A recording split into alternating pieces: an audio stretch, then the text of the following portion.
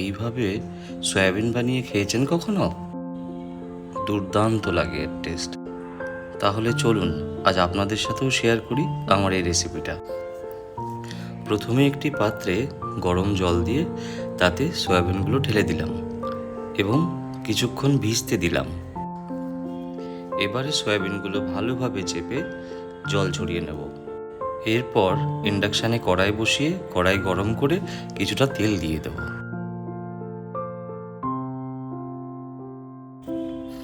তেলটা গরম হয়ে এসেছে, এবার দিয়ে দেবো কিছুটা পরিমাণে নুন এবং কিছুটা পরিমাণে হলুদ। নুন হলুদটা তেলে মেশানোর পর এবার সয়াবিনগুলো ঢেলে ভালো করে নেড়ে চেড়ে অল্প ভেজে তুলে নেব। সয়াবিনগুলো তুলে নেওয়া আমার কমপ্লিট। আবারও সামান্য তেল দিয়ে দেব কড়াইতে। তেল গরম হয়ে এলে দিয়ে দেব দুটো তেজপাতা এবং দুটো শুকনো লঙ্কা। এবারে দিয়ে দেব কিছুটা পরিমাণ গোটা গরম মশলা। সুন্দর একটা গন্ধ বেরোচ্ছে। এবারেই দিয়ে দিলাম সামান্য আদা এবং সামান্য লঙ্কা বাটা। মশলাটা কিছুক্ষণ ভেজে নেওয়ার পর এতে আমি দিয়ে দেব হাফ চামচ জিরে গুঁড়ো এবং হাফ চামচ ধনিয়া গুঁড়ো। আবারও মশলাটা কিছুক্ষণ নাড়িয়ে চাড়িয়ে নিয়ে এতে দিয়ে দেব সেই ভেজে রাখা সয়াবিনগুলো। এইভাবে নেড়ে চেড়ে কিছুক্ষণ সয়াবিনগুলোকে কষতে থাকবো। মশলাটা সয়াবিনের গায়ে সুন্দরভাবে লেগে গেছে। এবারে দিয়ে দেব কিছুটা নারকেল কোড়া। নারকেল কোড়াটাও ভালোভাবে মিশিয়ে এতে দিয়ে দেব আমি স্বাদ মতো নুন।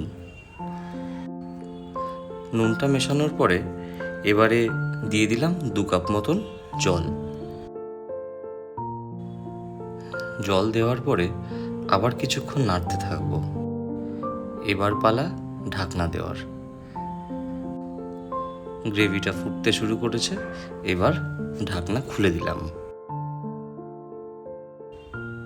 এবারে আমি এতে দিয়ে দেবো কিছুটা পরিমাণে কাজু বাদাম বাটা।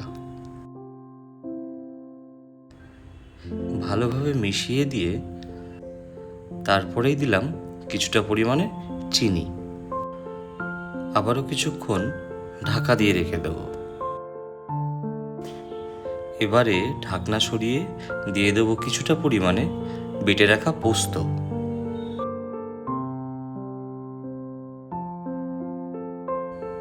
আর দিয়ে দেবো 3টে গোটা কাঁচা লঙ্কা। গ্রেভিটা বেশ গাঢ় হয়ে এসেছে, দেখতে কি দারুণ লাগছে তাই না? এবার নামানোর আগে ওপরে কিছুটা কাঁচা সর্ষের তেল দিয়ে নামিয়ে নেব। এটা আমার সয়াবিনের ফেভারিট একটা রেসিপি। আপনারাও বাড়িতে এটা ট্রাই করবেন